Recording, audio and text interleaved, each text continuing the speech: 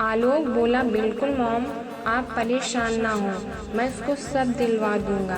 ये बात सुनते ही विराट जो अपने रूम की तरफ जा रहा था, उसके पैर वहीं जम गए। गुंजन, और वो भी आलोक के साथ शॉपिंग करने।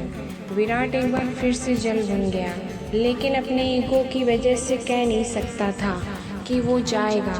फिर पैर पटकता हुआ वो अपने कमरे में चला जाता है। दूसरे दिन विराट ऑफिस में बार बार अपनी घड़ी की तरफ देख रहा था। आज मिस्टर सिंघानिया के साथ मीटिंग चल रही थी। विराट मीटिंग के महत्वपूर्ण टॉपिक पर बात करते हुए वक्त का भी ध्यान रखे था। जैसे 2 बजे विराट का ध्यान फिर से घड़ी पर गया। प्रेजेंटेशन फिनिश होने में 20 मिनट बाकी थे। आलोक के कॉलेज की छुट्टी 4 बजे हो जाती थी। जैसे ही प्रेजेंटेशन खत्म हुई, तभी एक लड़की आ जाती है। वो, सर विराट, मेरे पास अभी टाइम नहीं है, आप कल मिलें आकर। विराट ने बिना उस लड़की की तरफ देखे बोला। विराट अपना लैपटॉप बंद करके जैसे ही कार की चाबी उठाता है, सुनैना जो एक फोटोग्राफर थी, उसने ही तो विराट और गुंजन की शादी की फ़ोटो ली थी, आज वही देने आई थी। सुनैना फिर से बोली, सर आपके शादी का एल्बम, पेमेंट कंप्लीट है। सुनैना ने वो एल्बम टेबल पर रख दिया। विराट की नज़र एल्बम के कवर पर लगे फ़ोटो पर गई, जिसमें गुंजन की फ़ोटो लगी हुई थी। सुनैना जा चुकी थी। गुंजन की फ़ोटो विराट टकटकी लगाए देख रहा था। विराट अपने मन में सोचता है, हाय कितनी सुंदर है ये लड़की। विराट ने तो कभी गुस्से की वजह से गुंजन को अच्छे से देखा ही नहीं था। गुंजन की काली काली बड़ी बड़ी चमकदार आँखों में अजीब सी गहराई थी, जिनमें विराट खो सा गया था। मन में ही बड़बड़ा रहा था, कितनी प्यारी हैं आँखें, उसके ओंठ जिनमें रेड कलर की लिपस्टिक लगी हुई थी, और एक प्यार भरी मुस्कान। मानो ऐसा लग रहा था जैसे कोई गुलाब अभी अभी खिला हो। विराट उसकी मुस्कुराहट को देखकर धीरे से मुस्कुरा देता है। विराट धीरे धीरे सारे पेज पलटता है। कितनी खुश थी गुंजन अपनी शादी में। उसकी कहीं भी फ़ोटो शर्माने जैसी नहीं थी। हर एक फ़ोटो में वह मुस्कुरा ही रही थी। विराट जहाँ फेरे ले रहा था, गुंजन उसके पीछे पीछे चल रही थी, पीली साड़ी पहने हुए। गुंजन जो 23 साल की होगी, लेकिन उसको देखकर यही लगता था जैसे कोई 16 साल की लड़की हो। एल्बम में सगाई से लेकर शादी और रिसेप्शन तक हर रस्म की फ़ोटो थी।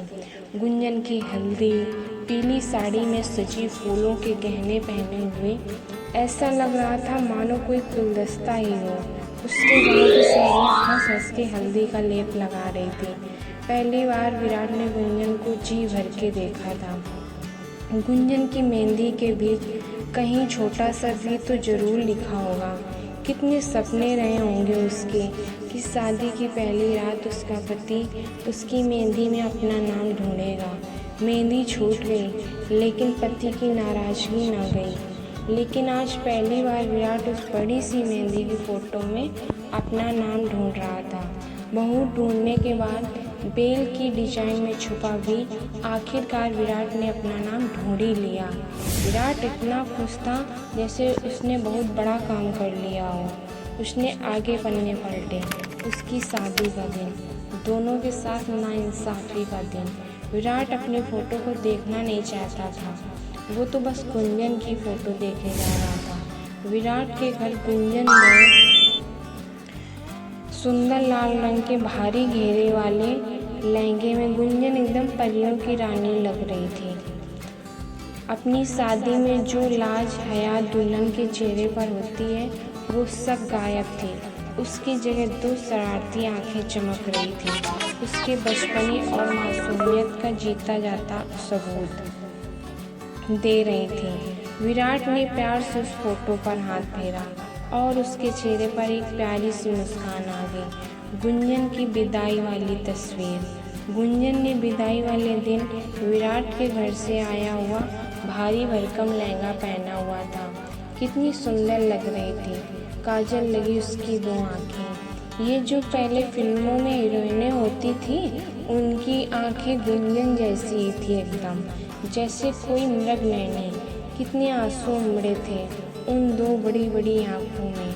अपनी शादी तक हंस रही गुंजन अपने पिताजी से, सहेलियों से लिपट लिपट के रो रही थी। गुंजन की माँ भी रो रही थी और अपनी लाडली को बार बार कार में बैठाने की कोशिश कर रही थी। बिटिया कितनी भी प्यारी हो, लेकिन है तो पराया धन। तब तक कार चल दी थी, जिसमें गुंजन अपने माँ बाप, अपने घर, अपनी सहेलियों को मुड़ मुड़ कर देख रही थी। आखिरकार वह सब कुछ छोड़कर विराट का घर सजाने आ रही थी। विराट की आंखों से आंसू निकल के गुंजन की तस्वीर पर जा गिरे। वो उसकी तस्वीर पर प्यार से हाथ फेरने लगा। कितना कुछ सोच के आई होगी गुंजन, कितनी हिम्मत होगी, अपना पूरा परिवार छोड़कर एक अजनबी के साथ चली आई।